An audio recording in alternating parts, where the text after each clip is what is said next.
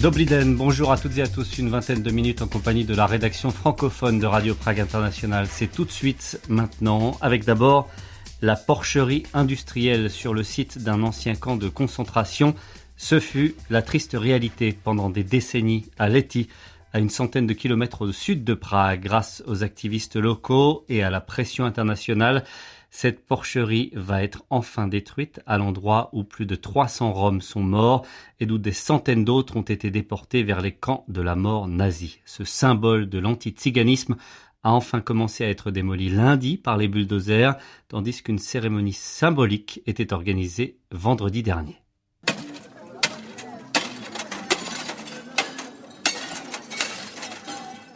Avant les bulldozers ce lundi, il y a eu vendredi quelques vitres brisées à coups de marteau et plusieurs coups de pioche symboliques sur le mur d'un des bâtiments de la porcherie racheté en 2018 par l'État. Čeněk Růžička, pioche à la main, est ému, mais il garde le sourire. Il préside le comité pour l'indemnisation des victimes roms de l'Holocauste.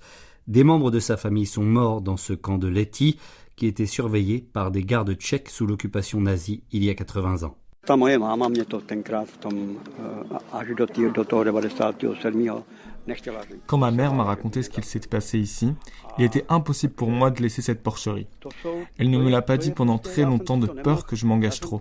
Il faut savoir que 90% des Roms internés sur le territoire de l'actuelle Tchéquie sont morts dans les camps de concentration. Kteří tady tenkrát pozatýkali, pak zahynulo v koncentračních táborech.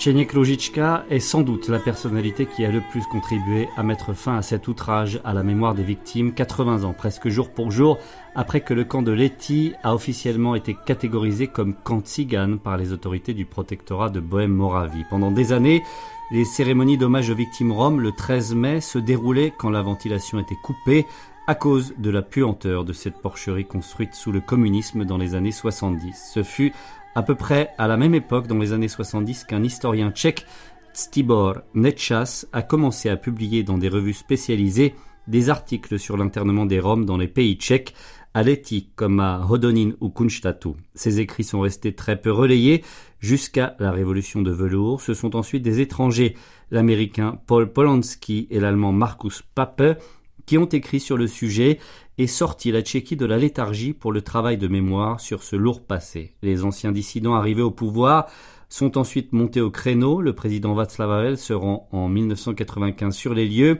et Petr Uhl, un temps commissaire gouvernemental pour les droits humains, décrit cet élevage porcin comme, je cite, un symbole de l'anti-tsiganisme tchèque. Les deux n'auront pas pu voir de leur vivant la destruction de ce symbole, dénoncé par l'ONU, le Parlement européen et le Conseil de l'Europe, entre autres. L'affaire de la porcherie de Lety a longtemps servi de terreau fertile à toutes sortes de rhétoriques nauséabondes, avec des responsables politiques comme les anciens chefs de l'État et du gouvernement, Václav Klaus et Andrej Babiš, contestant le caractère concentrationnaire de ce camp, ainsi que des leaders du Parti communiste et surtout, bien sûr, de l'extrême droite, qui a même organisé des rassemblements sur place contre la fermeture de la porcherie. Dnešní den znamená počátek konce jedné z nejostudnějších kapitol naší. Aujourd'hui marque le début de la fin d'un des chapitres les plus honteux de notre histoire, selon Markéta Pekarová-Adamová, la présidente de la Chambre des députés, présente elle aussi vendredi, là où, après la démolition financée par l'État tchèque et des fonds norvégiens, c'est un mémorial de l'Holocauste des Roms et des Sinti qui doit voir le jour, mémorial géré par le musée de la culture rome, dont Jana Horvatová est la directrice. Je crois et j'espère que ce jour est le début de l'amélioration de la situation des Roms dans notre société, qui pour les intégrer réellement doit remplir une condition nécessaire, à savoir reconnaître ce qui leur a été fait dans notre pays, qui est aussi leur pays.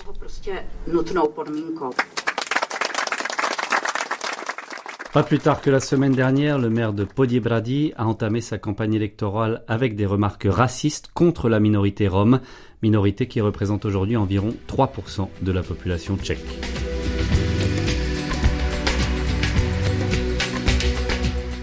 suite de notre programme en français. Depuis bientôt 2 mois, une cinquantaine d'étudiants venus tout droit de Montréal ont posé leur bagage à Prague pour prendre part à une école d'été. Leur but, réaliser une série de courts-métrages inspirés de la culture tchèque, de l'actualité, mais aussi des lieux et réalités sociales qu'ils ont pu observer durant leur séjour. Émile Roger les a suivis.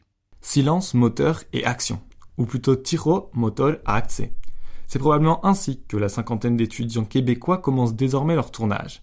Arrivés le 30 mai dernier en terre tchèque, ils participent tous à l'école d'été organisée par l'UQAM, l'Université du Québec à Montréal, en partenariat avec la FAMU, l'école supérieure de cinéma de Prague.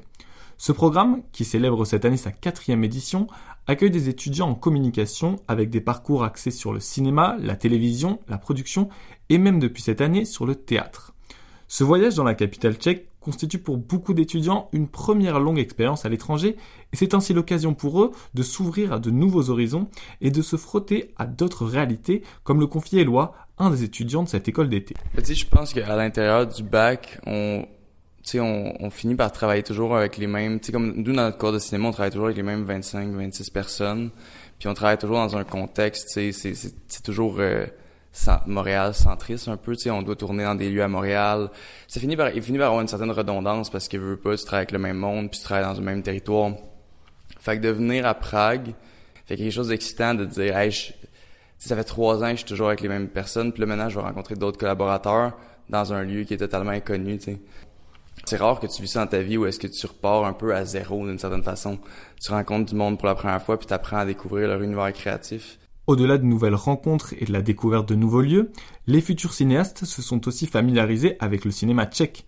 C'est d'ailleurs l'objet du premier cours de la formation où pendant 1 mois, la classe a pu visionner les trésors de l'industrie cinématographique tchèque. Louis, étudiant et producteur sur le projet de cet été, nous explique. L'histoire du cinéma, ça fait à peu près 100 ans, là. Fait que les films qu'on a vus, c'était juste cette tranche d'histoire-là, qui était le pont entre le communisme puis le capitalisme. Les films qu'on a vus, c'était des trucs des années 60. Après ça, la nouvelle vague. Après ça, c'était des films faits avec Eurimage. Dans les films qu'on a vus, il y a Daisies qui me vient en tête, qui est comme le film La Nouvelle Vague, qui est super connu, là, qui est sorti de la République tchèque. Il y avait l'adaptation du roman de Rabal, qui est très étroitement surveillé. Shop on Main Street, Attentat. Ouais, qui est un bon exemple de film qu'on a vu puis qui faisait un parallèle avec nos cours d'histoire, là. Après la théorie, place à la pratique, puisque durant leur second mois à Prague, les étudiants se sont attelés à la réalisation de documentaires et de fiction. Certains se sont nourris de leurs expériences personnelles en Tchéquie, comme des rencontres avec des skateurs pragois par exemple, quand d'autres ont fait le choix de s'attaquer à des thèmes d'actualité poignants, comme l'immigration ukrainienne à Prague suite au conflit avec la Russie. Éloi évoque cependant le rôle clé qu'a joué l'immersion en Tchéquie dans le processus de création de tous les projets filmiques. Ce que j'ai remarqué, grosso modo, c'est que le mandat de beaucoup d'étudiants, c'est de faire un film qui reflète un peu la culture tchèque. Plusieurs personnes arrivaient des fois avec un projet d'avance pensé, mais ils se trouvaient quand même un moyen de s'adapter un peu à leur environnement. Puis pour beaucoup d'étudiants, beaucoup d'équipes, l'idée du documentaire ou l'idée de la fiction venait en se promenant à l'intérieur de la ville, fait que cette immersion est renforcée par une obligation relative à la langue utilisée dans ces courts-métrages. Denis Chouinard, directeur du programme, nous en dit plus à ce propos. Il faut savoir que les films qui tournent sont tournés en tchèque. Ils vont être sous-titrés. Donc, il y a vraiment toute cette idée-là aussi de faire en sorte que les étudiants qui vont faire soit du documentaire, soit de la fiction, mais ceux qui vont faire de la fiction vont diriger des acteurs tchèques qui vont jouer en tchèque et ils vont devoir apprécier l'interprétation uniquement à travers le langage non-verbal parce qu'ils vont pas comprendre exactement ce que les acteurs vont dire. Donc, c'est intéressant à ce niveau-là, justement, de faire abstraction du texte puis uniquement de croire à ce que la sonorité de la langue, la musicalité de la langue et le corps va dégager pour qualifier si une interprétation est bonne ou peut être améliorée. Malgré les difficultés initiales, les étudiants ont su faire de la différence linguistique et culturelle un atout pour leur création. Ils s'étonnent même aujourd'hui de tout ce qui les rapproche des Tchèques et se montrent reconnaissants pour leur aide et leur accueil, comme le confie Vega, une autre étudiante prenant part au projet. La générosité des personnes ici, là, en étant à la production, t'es comme la première personne avec qui que t'as le contact avec les acteurs, les intervenants, les personnes, les propriétaires d'un lieu que t'aimerais filmer. sais, il y a du monde qu'on connaît pas, on arrive, on est des étudiants d'ailleurs, on aimerait comme filmer, puis les personnes étaient vraiment généreux de leur temps. Le sourire aux lèvres, les jeunes Québécois apparaissent aujourd'hui très enthousiastes et enjoués à l'idée de concrétiser leur projet, mais regrettent que la fin de cette si belle expérience soit déjà proche. Leur professeur, quant à lui, se dit très satisfait de cette nouvelle édition et affirme qu'il réitérera l'aventure l'année prochaine. Clap de fin le 30 juillet prochain avec la projection de tous les films dans la mythique salle du Kino Ponrepu à Prague.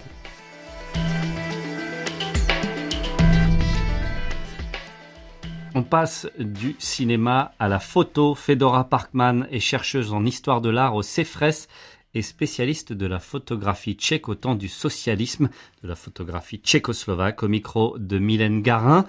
Fedora Parkman revient sur les changements fonctionnels et esthétiques que l'instauration du régime communiste a eu sur la photographie. Mes parents sont tchèques, ils ont quitté la Tchécoslovaquie dans les années 80, ils ont émigré en France, et donc je suis née, j'ai grandi en France avec cette double culture tchèque et française. J'ai toujours parlé le tchèque à la maison. C'est cette double appartenance qui m'a conduit à m'intéresser à l'histoire de la photographie tchèque, donc à partir du master recherche en histoire de l'art que j'ai commencé à Sorbonne Université en 2011, et j'ai choisi pour sujet les avant-gardes photographiques tchèques. Est-ce que vous pourriez me préciser le sujet de vos recherches, s'il vous plaît ? Alors, à l'époque, le sujet était l'exposition internationale de photographie qui s'est tenue à Prague en 1936. Et cette exposition, en fait, m'a permis de voir à quel point la photographie tchèque s'inscrivait dans tout un contexte transnational.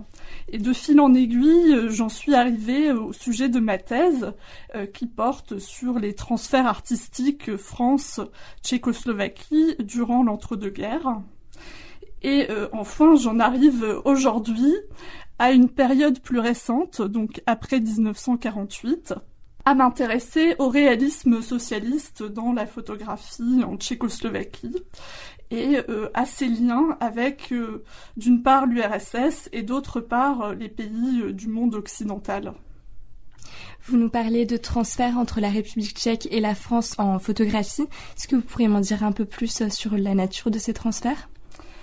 Alors, le concept de transfert ou transfert culturel a été introduit par Michel Espagne dans les années 90. Donc, je me suis appuyée sur sa méthode des transferts culturels. Mais en fait, j'étudie plus largement les échanges et les circulations artistiques au cœur de l'Europe des avant-gardes. Donc, l'idée, c'est de s'intéresser aux déplacements matériels de personnes, d'œuvres, d'images dans les périodiques, dans les expositions, et aussi aux déplacements plus immatériels, donc les concepts, par exemple, des concepts partagés. Et en s'intéressant à ces circulations, on en vient à découvrir les hybridations, les métissages qui sont à l'œuvre dans les styles et les mouvements photographiques en Tchécoslovaquie. Est-ce qu'il y a beaucoup de déplacements de Paris à Prague ou de Prague à Paris ? Est-ce qu'il y a beaucoup de Français qui vont faire de la photographie en Tchécoslovaquie ou l'inverse, des Tchécoslovaques qui viennent prendre des photos en France ? Alors ça, c'est la question que je me suis posée dans ma thèse. Il s'est avéré que ces déplacements entre Paris et Prague, pour simplifier, sont plutôt unilatéraux, c'est-à-dire que ce sont les Tchèques qui s'intéressent à la France. Il y a une très forte francophilie du milieu culturel tchèque et des photographes en particulier. Des photographes tchèques sont allés à Paris notamment, il y a plusieurs exemples. Moi, je me suis particulièrement intéressée aux surréalistes tchèques, donc Vítězslav Nezval et Jindřich Štýrský, qui ont photographié Paris dans l'idée de créer une sorte de mémoire partagée des lieux avec les surréalistes français, donc en revisitant des lieux emblématiques de la topographie surréaliste parisienne, par exemple la place du Panthéon et l'ancien hôtel des Grands Hommes. Est-ce que c'est très différent de ce que les photographes français faisaient à l'époque dans le mouvement par exemple surréaliste, ou est-ce que ça se recoupe beaucoup au final ? Non, il y a beaucoup de convergences et justement dans le cas des surréalistes, il y a l'idée vraiment de rejoindre un mouvement international surréaliste en gardant une spécificité tchèque liée à l'émergence du surréalisme en Tchécoslovaquie, à ses racines dans les mouvements locaux, notamment Devětsil et le poétisme, mais il y a aussi l'idée de partager des concepts et des démarches artistiques avec les Français et avec aussi des surréalistes d'autres pays.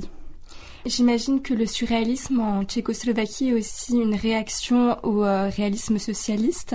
Est-ce que vous pourriez m'en dire un peu plus là-dessus? Donc, qu'est-ce que le réalisme socialiste? Est-ce qu'il y a une spécificité tchèque? Est-ce que ça existe aussi en France? Comment ça se développe en photographie de façon générale aussi? Alors, le réalisme socialiste, donc, finalement, émerge dans les années 30, et donc on situe très exactement la première formulation du réalisme socialiste en 1934 en URSS. Les recherches que j'ai conduites ces 3 dernières années, on va dire, portaient justement sur un mouvement photographique engagé, la photographie sociale en Tchécoslovaquie, qui élabore en fait ou travaille avec le style du réalisme socialiste et les théories du réalisme socialiste. Donc, en fait, il faut différencier la mise en œuvre du réalisme socialiste dans un pays capitaliste ou dans un contexte capitaliste et dans un contexte socialiste. Donc, à l'époque, dans les années 30, on travaille avec une photographie, on va dire, sociale ou réaliste socialiste dans un contexte capitaliste. Donc, il s'agit de dénoncer les injustices sociales. Alors que en URSS, on célèbre la construction du socialisme. Et ce qui m'intéresse, c'est la continuité entre cette photographie sociale qui dénonce les injustices et les conditions de vie et de travail des ouvriers, et ce qui se passe en Tchécoslovaquie après 1948, quand finalement les acteurs de ce mouvement communiste gagnent leurs idéaux, leurs aspirations, deviennent un art officiel. Donc qu'est-ce qui se passe à ce moment-là? Et c'est toute la spécificité du réalisme socialiste dans la Tchécoslovaquie des années 50 et 60 que de s'appuyer sur cet héritage historique. Donc finalement, l'art photographique est très engagé politiquement. Est-ce que ça se continue après le socialisme?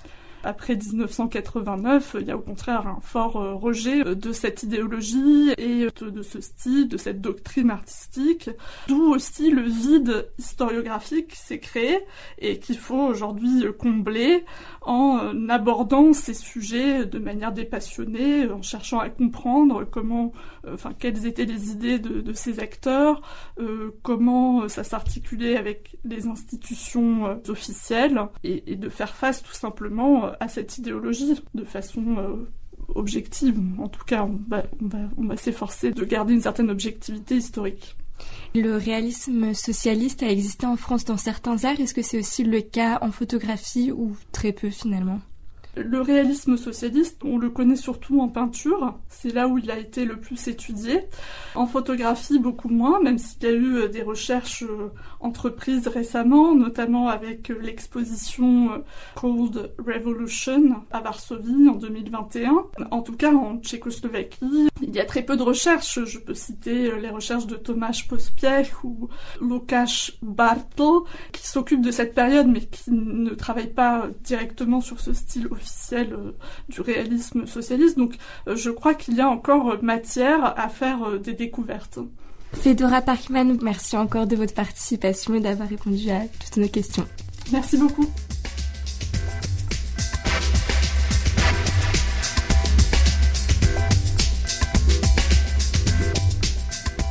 C'est déjà la fin du programme de la rédaction francophone de Radio Prague International.